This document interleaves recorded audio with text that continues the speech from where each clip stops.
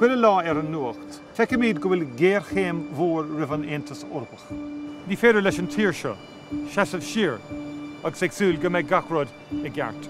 Le dul chun cín agus tóchaí geal a bheith going, tá Eorap láidir agus rathúil ag teastáil uainn, agus ní mór dúinn seasamh suas agus troid go cróga agus gan leithscéal ar a hon. Sin é an fá, go bhfuil na Toghcháin Eorpacha ar an 24 lá mína Bealtaine, níos táchtaí ná riamh is stair na tíre seo.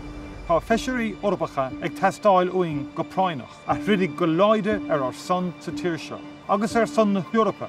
Caithfidh siad a bheith sásta, cói brú le daoine eile chun aghaidh go chóirt ar bhlianta eile de chainteanna bretamachta, chun cáinne snéis nua a aon tú, a thabharfaidh níos mó tacaíochta de phobal, agus a chuirigh poist le tórastal airde chun cín, agus an tAontas a athrú agus é a dhéanamh níos éifeachtaí.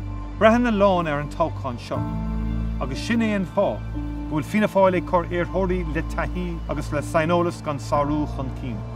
Mar ara, dairigh geall le Brendan Smith tacaíochtaí láidre a áil de phobail tuaithe, agus sa dáil is ceannara é Brendan ar an ciste gnóthaí achtracha.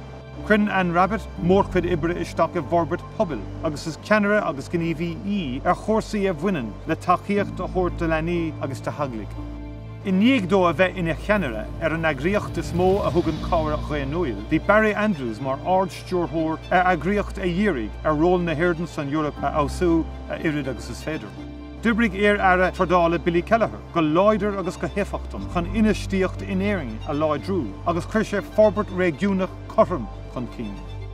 Tá a héal ibre caite ag Malcolm Byrne ag takeú le chun cín an I dachais do chá, agus tá sé tiomanta a dhíthil a dhéanamh an timpaileach de chosint agus tóirt faoi aib an athrú Eoraip. Tá na éarthirí seo réag le dul ag obair agus difríocht thuntasach a dhéanamh de Éirinn agus den Eorap. Tá Fianna Fáil brodúil as an róla bhí a going ba riachta áil den tír seo san tAontas Eorpa.